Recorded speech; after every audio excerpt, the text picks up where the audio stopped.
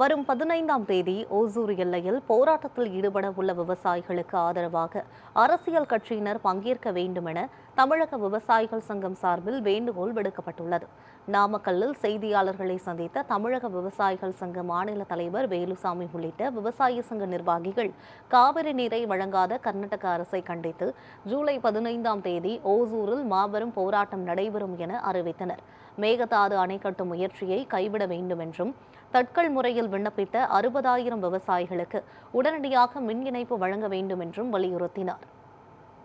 இந்த அநியாய போக்கை கண்டித்து இன்றைக்கு பொறுத்தளவுக்கு குறுவை சாகுபடியும் சம்பா சாகுபடியும் கேள்விக்குறியாகிவிட தமிழ்நாட்டை பொறுத்தளவிற்கு அதை கண்டித்து வருகின்ற 15ஆம் தேதி புதன்கிழமை காலை 11 மணிக்கு தமிழ்நாட்டுக்கு உண்டான காவிரி பங்கீட்டு தண்ணீரை உழவர் பெருந்தலைவர் நாராயணசாமி நாயுடுவின் தமிழக விவசாய சங்கமும் இளம் விவசாய சங்கமும் விவசாய முன்னேற்ற கழகமும் மற்ற பல்வேறு அமைப்பு விவசாய சங்க பிரதிநிதிகள் எல்லாம் கலந்து கொண்டு ஒசூரில் இருந்து பேரணியாக சென்று கர்நாடகாவில் உள்ள அங்குள்ள அணைக்கு சென்று தமிழ்நாட்டின் உரிய உரிமை தண்ணீரை விவசாய சங்கமே திறப்போம் என்று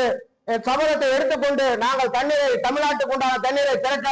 நாங்கள் முற்பட்டு அங்கு கர்நாடகா செல்கிறோம். ஆகவே தமிழ்நாடு அரசை பொறுத்தளவில் தாவேக அரசை பொறுத்தளவிற்கு விவசாயிகளின் உற்ற தோழனாக இருப்போம், விவசாயிகளின் வாழ்வாதாரத்தின் விவசாயிகளின் மகனாதான் அடுத்த பிறவிலை பிறப்போம் என்று இன்று இருக்கக்கூடிய தமிழ்நாடு முதலமைச்சர் ஜோசப் விஜய் அவர்கள் சொல்லிவிட்ட விவசாயிகளுக்கு உண்டான காவிரி பங்கீட்டு தண்ணீரை பெற்றுத் தருவதிலும்